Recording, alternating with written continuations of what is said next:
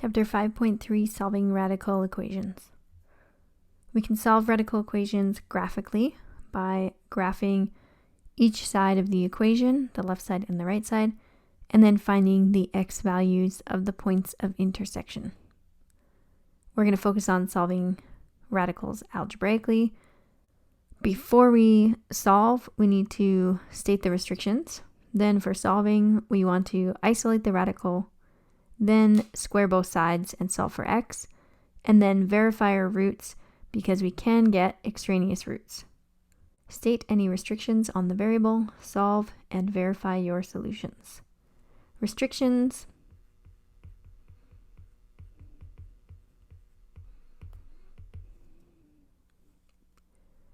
We have 3y over 5 under the root, so that has to be greater than or equal to 0. If we multiply both sides by 5, we get 3y has to be greater than or equal to 0. And if we divide both sides by 3, we get y has to be greater than or equal to 0. Let's solve now. Step 1, isolate the radical. Add 8 to both sides to isolate the radical. We get the square root of 3y over 5 is equal to 6. Step 2, square both sides and solve for x. Square the radical, square the other side. We get 3y over 5 equals 6 times 6 is 36. Multiply both sides by 5. 3y equals 36 times 5.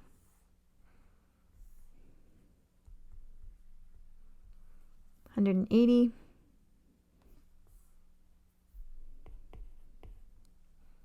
And divide both sides by 3.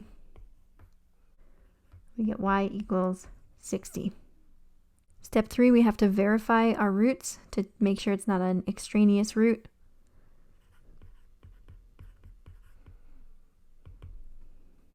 Plugging it back into the original, negative 8 plus square root of 3 times 60 divided by 5 equals negative 2. Negative 8 plus 3 times 60 is 180 over 5. Negative 2.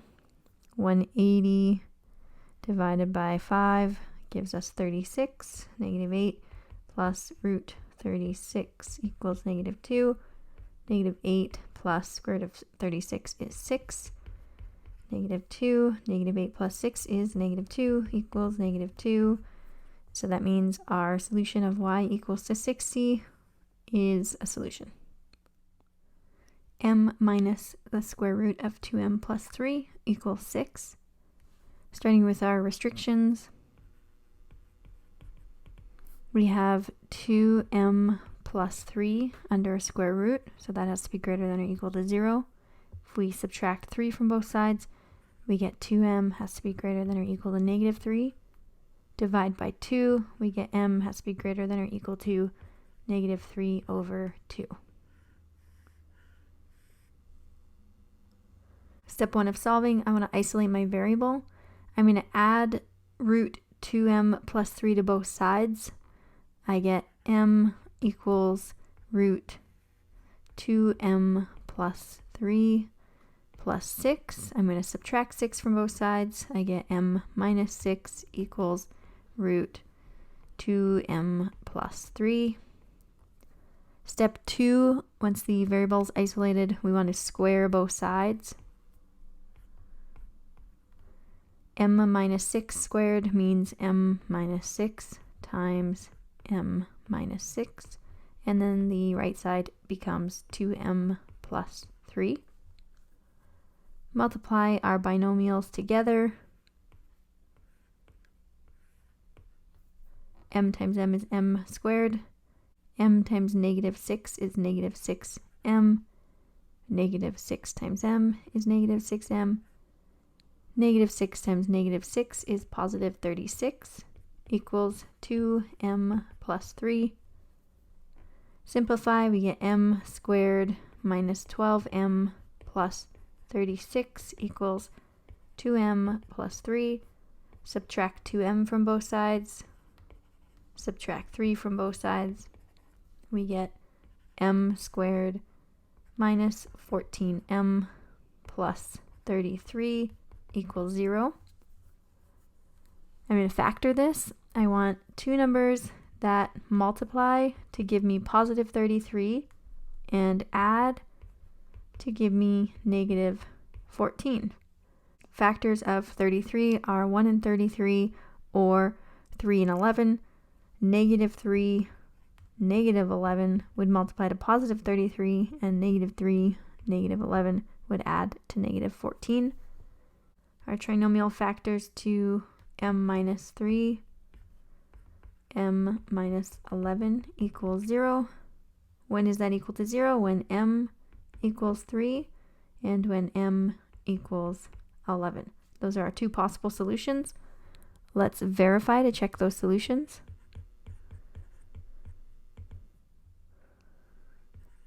M equals 3, sub it into our original equation.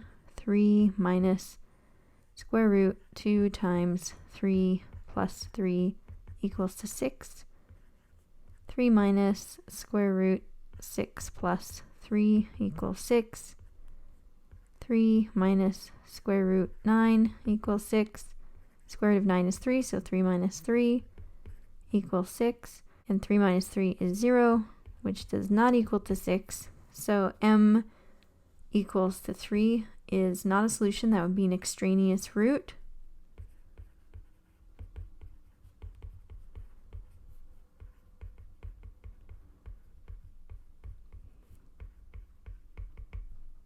Let's check m equals 11. Plug it into the original. 11 minus square root 2 times 11 plus 3 equals to 6. 11 minus square root 22 plus 3 equals 6. 11 minus square root 25 equals 6. 11 minus the square root of 25 is 5 equals 6. 11 minus 5 is 6, which equals 6. So 11 is a solution to our equation.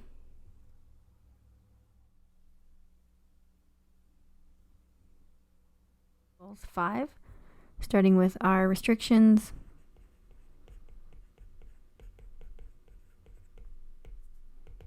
We have two radicals here. We have x under a square root, so x has to be greater than or equal to 0. We also have x plus 5 under square root, so that has to be greater than or equal to 0, which means if we subtract 5, x is greater than or equal to negative 5. When we have more than one restriction, we need to combine them or find the most strict one. So in this case, if x is greater than or equal to 0, then x is definitely greater than or equal to negative 5. So this would be the restriction that we go with. X greater than or equal to 0 means x is greater than or equal to negative 5 also. Solving, typically, if there's one radical that looks a little more complex than the other, then get that more complex radical isolated. So I'm going to subtract root x here.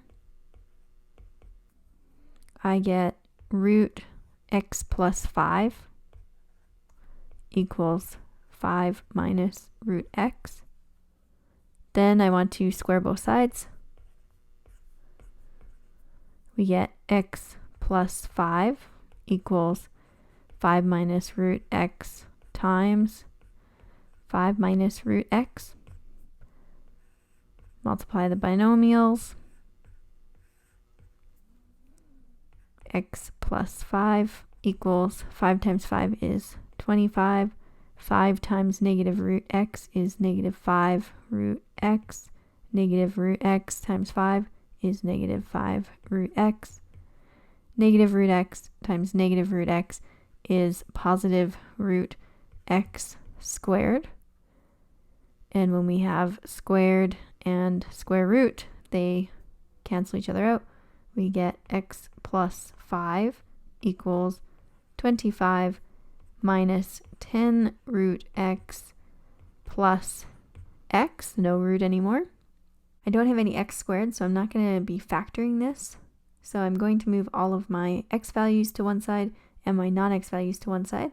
Starting with subtracting 5 from both sides, we get x equals 20 minus 10 root x plus x. Then I'm going to subtract x from both sides. I get x minus x is 0 equals 20 minus 10 root x. I'm going to add 10 root x to both sides. We get 10 root x equals 20. Divide both sides by 10. That gives us root x equals 20 divided by 10 is 2.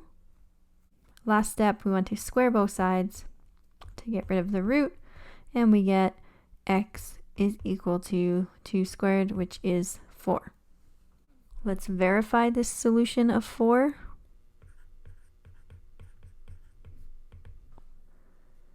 Plug it into our original. Square root of 4 plus square root of 4 plus 5 equals 5. Square root of 4 is 2 plus square root of 9 equals 5. 2 plus the square root of 9 is 3 equals 5. 2 plus 3 is 5 equals 5. Yes, that's true, which means x equals 4 is a solution to our radical equation. Square root of 3 plus k plus the square root of 2k minus 1 equals 5. Restrictions. We have 3 plus k under a root, so 3 plus k has to be greater than or equal to 0. Subtract 3, we get k has to be greater than or equal to negative 3. We also have 2k minus 1 under a square root. That has to be greater than or equal to 0. Add 1 to both sides. 2k has to be greater than or equal to 1. Divide by 2, k has to be greater than or equal to 1/2. Which of these restrictions should we go with? K is greater than or equal to negative 3, or k is greater than or equal to 1/2. Well, if k is greater than or equal to 1/2, then k is definitely greater than negative 3, so that is the restriction we choose.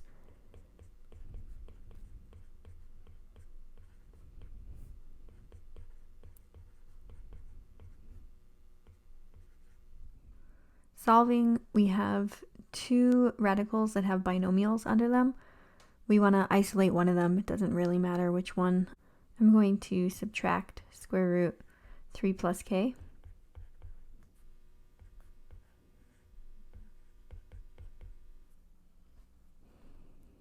Then I have square root 2k minus 1 equals 5 minus square root 3 plus k. I want to square both sides to get rid of that root sign on the left. We have 2k minus 1 equals 5 minus root 3 plus k times 5 minus root 3 plus k. 2k minus 1 equals, multiply our binomials together. 5 times 5 is 25. 5 times negative root 3 plus k is negative 5 root 3 plus k. Negative root 3 plus k times 5 is negative 5 root 3 plus k. And negative root 3 plus k times negative root 3 plus k is positive root 3 plus k squared. And again, our squared and our square root cancel each other out. We then have 2k minus 1 equals 25 minus 10 root 3 plus k plus 3 plus k. Combine my constant terms on the right. 2k minus 1 equals 28 minus 10 root 3 plus k plus k. I want to isolate the radical that I have left so that I can get rid of it. I'm going to subtract 28 and subtract k. 2k minus k is 1k, or just k. My negative 1 minus 28 is negative 29 equals negative 10 root 3 plus k. Now I want to square both sides to get rid of that radical. K minus 29 times k minus 29 equals negative 10 squared is positive 100. And then square root 3 plus k squared would be 3 plus k, no more square root. Multiply our binomials together.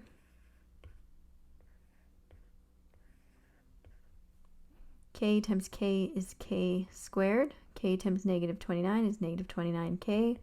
Negative 29 times k is another negative 29k. And negative 29 times negative 29. 29 times 29 is 841. Plus 841 equals 100 times 3 is 300 plus 100k. Move everything to one side, so subtract 300 and subtract 100k. We get k squared. We have negative 29 minus 29 minus 100 gives us negative 158, and then 841 minus 300 would be plus 541 equals to 0. I'm not going to factor this, so I'm going to use the quadratic formula. My a value is 1, my b value is negative 158, and my c value is 541.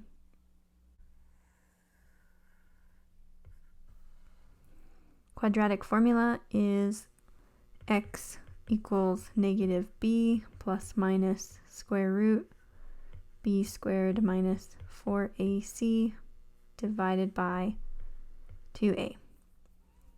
Fill in our information. We have k equals negative b is negative 158 plus minus the square root of negative 158 in brackets squared minus 4 times 1 times 541 divided by 2 times a, which is 1.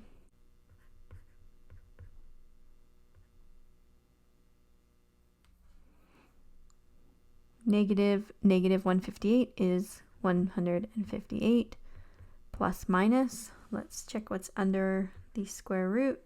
We have bracket negative 158 close bracket squared minus 4 times 1 times 541. Enter. We get 22,800 over 2. Let's check if 22,800 is a perfect square.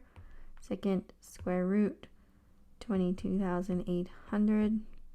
Enter. It's not a perfect square.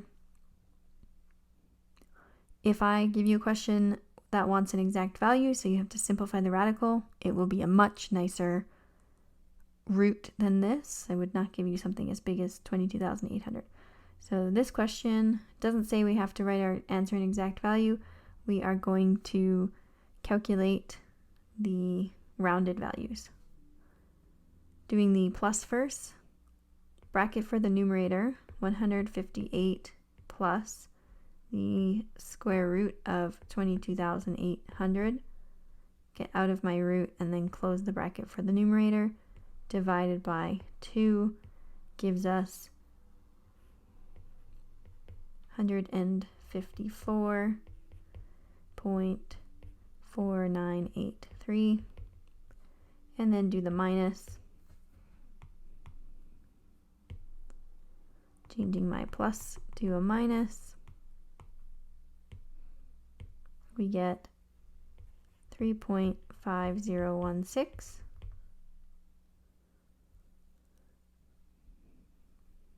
Let's verify these graphically because I just don't have space to do it algebraically.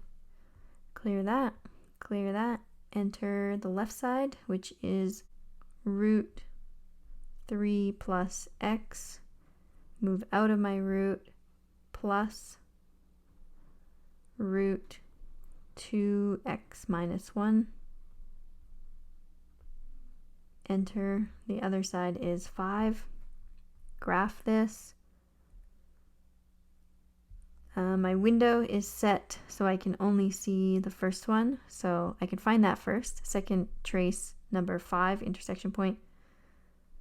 I'm at my point, hit enter, enter, and we'll see if it gives me. Nope. My silly calculator is doing that thing again.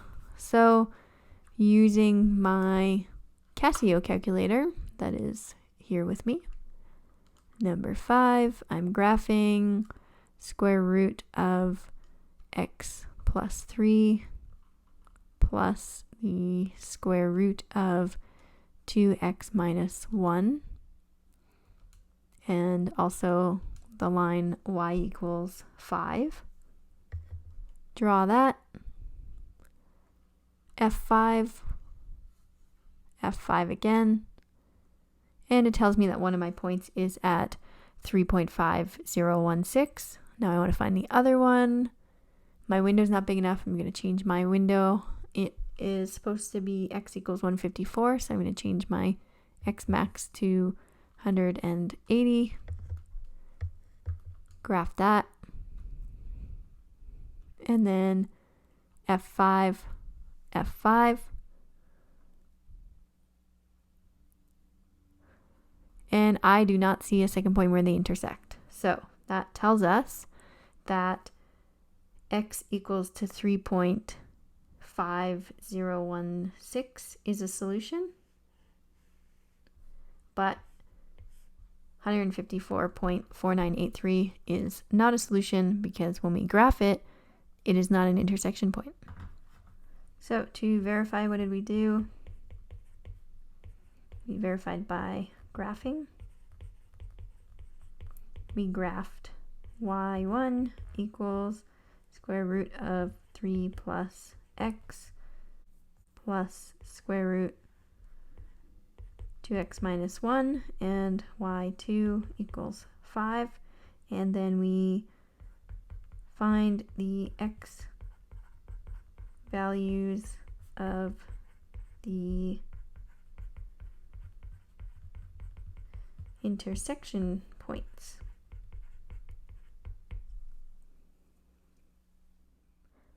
That brings us to the end of the Chapter 5 notes.